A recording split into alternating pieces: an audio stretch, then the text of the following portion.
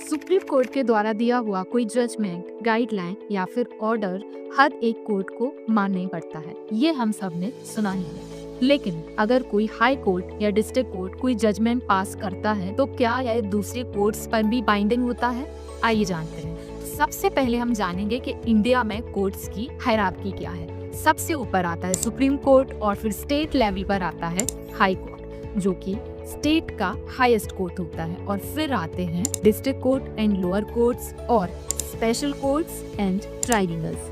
Special courts and tribunals special disputes को सुनने के लिए बनाए जाते हैं, जैसे कि मैट्रिमोनियल डिस्प्यूट्स को सुनते हैं असेंबली कोर्ट, और कंपनी से रिलेटेड डिस्प्यूट्स को सुनती है ट्राइब्यूनल, जैसे कि एनसीएलटी और एनक्लेव। और जब किसी केस में किसी पुराने जजमेंट को रेफर किया जाता है तो इसको बोलते हैं प्रेसिडेंट। अब प्रेसिडेंट का कॉन्सेप्ट अच्छे से कवर है कॉन्स्टिट्यूशन में। As per article 141 supreme court द्वारा दिया हुआ कोई जजमेंट, ऑर्डर या गाइडलाइन इंडियन टेरिटरी में आने वाले सारे कोर्ट्स के ऊपर बाइंडिंग होता है। और एज पर आर्टिकल 227 किसी हाई कोर्ट के द्वारा दिया हुआ कोई जजमेंट, ऑर्डर या लॉ उस हाई कोर्ट के ज्यूरिसडिक्शन के अंडर आने वाले सारे district court, lower courts, tribunal, special courts के ऊपर बाइंडिंग होता है। लेकिन फॉर एग्जांपल अगर दिल्ली हाई कोर्ट कोई जजमेंट पास करता है तो वो बॉम्बे हाई कोर्ट के ऊपर बाइंडिंग नहीं है। बॉम्बे हाई कोर्ट इसको चाहे तो रिफर कर सकता है और चाहे तो उससे डिसएग्री भी कर सकता है। For more such videos